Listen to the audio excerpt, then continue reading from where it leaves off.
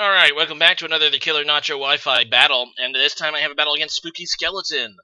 Will he indeed be spooky as his name implies, or is he just gonna be not that spooky skeleton? I guess we'll have to find out. Alright, so, here we go. There's the teams trying out some weird stuff. He's trying, like, a Piyuku Muku, so he's definitely erring on the side of some weird stuff as well, so it'll be an interesting, battle. So there he is, Spooky Skeleton himself. And I'm just going to go ahead and lead with my Passimian, which now has the Defiant ability. Not that it matters, because none of his Pokemon have, like, Intimidate or anything, but oh well. Just going to go ahead and U-turn as Toxapex is his lead, and that was not really what I wanted. And, yeah, I'm just going to go ahead and U-turn. It's Resist, it doesn't do that much. I'm just going to go to my Nidoking. I don't have a great switch-in for Toxapex. Actually, I don't really have anything on this team I hastily threw together that is going to do that much to Toxapex.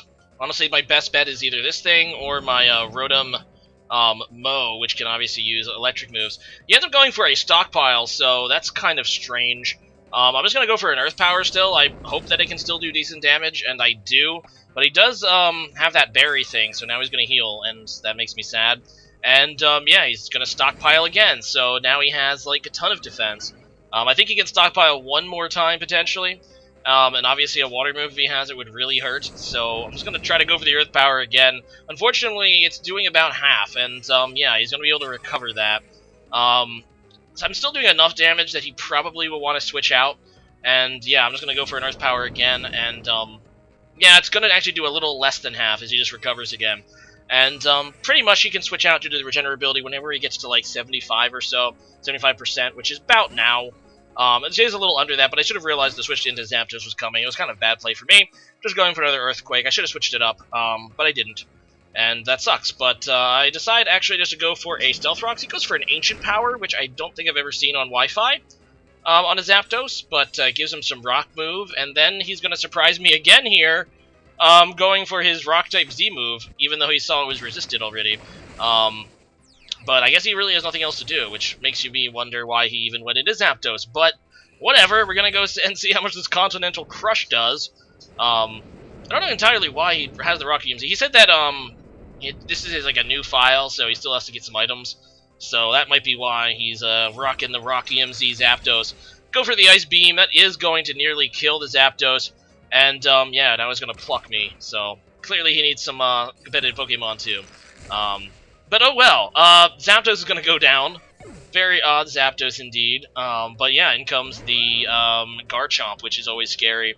And I'm really hoping is not a Choice Scarf Garchomp, because those things seem to be everywhere recently. I need to sack something, actually, because nothing takes a hit, and I decided just to sack Blazefalon, even though I knew that he was probably going to go for the Earthquake to kill it. But that's the breaks. I needed to sack something to this darn thing. And down goes my Blazefalon. In comes Absol, and I know that Mega Absol can outspeed Garchomp unless he's Scarfed. So I'm really hoping that he's not, and I can just go for the Play Rough, which will probably obliterate him. And if he is Scarfed, hopefully I can live an Earthquake. But he is Scarfed, so because he did outspeed me. I knew I was max speed. And unfortunately, he does kill me, and that was like, I calced it. It was like a coin flip that he could kill me there, and that sucks. I shouldn't have risked it, probably, knowing it was Scarfed, but that still sucks. I should have just safely went into my Rotom Mo, which is what I do now. And here I just go for a Volt Switch. He goes into his Mawile, I go for the Volt Switch, and I end up KOing it with a crit, so holy god, down goes Mawile. Doesn't even get a chance to Mega Evolve. And yeah, I'm just going to go into my Passimian again, who is also Scarfed and a little bit more bulky. But no, he's going to go into Pyukumuku, which is a really weird Pokemon with like no attacking moves, usually running like Oblivious. I'm just going to go for the U-turn just to switch out, and I go out into my Nidoking. I figure that it's probably going to use the Toxic strategy, because that's what most people do with this thing, being that it has really no other offenses whatsoever, other than potentially his unique ability, which actually people tend to prefer the, like I said, Oblivious one more. And he actually is going to carry Soak, which is interesting, because that's going to allow him to poison my Nidoking by making it the Water type. Fortunately for me, I do enough damage to hopefully 2-hit KO here with Sludge Wave, and I am just going to be able to take out this annoying thing. And, yeah, there it goes. Like, what is this, like, Pretty Bank? I don't even know. But anyway, in comes the Garchomp again. I know this thing is Scarfed yet again, and I'm just going to, you know, see what he locks himself into with Nidoking. Unfortunately, it is going to cost me my Nidoking, but Like I said, I kind of needed to sack something at this point, but I'm going to go to my Passimian, who has better defenses than Absol. In fact, they take a critical hit.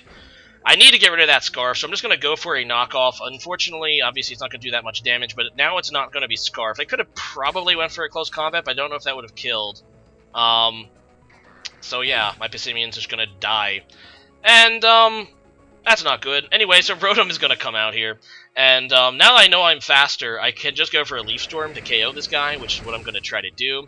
And it will go ahead and take care of the Garchomp. However, he still has, I think, 2 more Pokemon. He has this thing, this really scary Tyranitar. And being that I am at -2 special attack, and he's going to get a Sandstorm special defense boost for Rock types, I'm kind of in trouble, because he can potentially set up a Dragon Dance. I decided to go to my Kyurem. I really probably should have stayed in and went for the Leaf Storm, hoping for something. But no, there is the Dragon Dance, and unfortunately I'm not going to be able to take a hit if he does connect with Stone Edge. So I'm pretty much have to hope that my Stone Edge misses, and I can take this thing out, but it doesn't, so I'm just going to die. And my last Pokemon is Rotom, which I was actually kind of confident, because I did have Trick on this Rotom to be able to trick the Toxapex. I just go for another Leaf Storm. I end up getting a crit and killing it, so there you go. If only I got that crit sooner. If I just stayed in and just got that, I don't know. But it is what it is. I should have stayed in, probably, with my my Rotom Mo. But I really knew that I had to, like, what's the word? Trick this thing a Choice Scarf if I really wanted a good chance to kill this Toxapex. But now I'm locked into Leaf Storm, so unless I get a crit, which will actually, ignore my, attack debuffs, this game is over. So, yeah, he actually gets me Toxic Poisoned, which reveals it's a toxic thing. He does have Baneful Bunker as well, so he's going to be able to stall me out a little bit there. Long story short, I never do get that crit, so that is a good game there, Spooky Skeleton. There's a few plays I would have liked to have back, and really, my team was kind of, like, really weak to that Garchomp. And the Toxapex, too, so, yeah, downside to just building teams on the fly like that. But anyway, today's question of the day is going to be, what is the spookiest monster ever? I don't know, I'm just kind of thinking of his name, Spooky Skeleton. Obviously, skeletons can be pretty spooky, but, I don't know.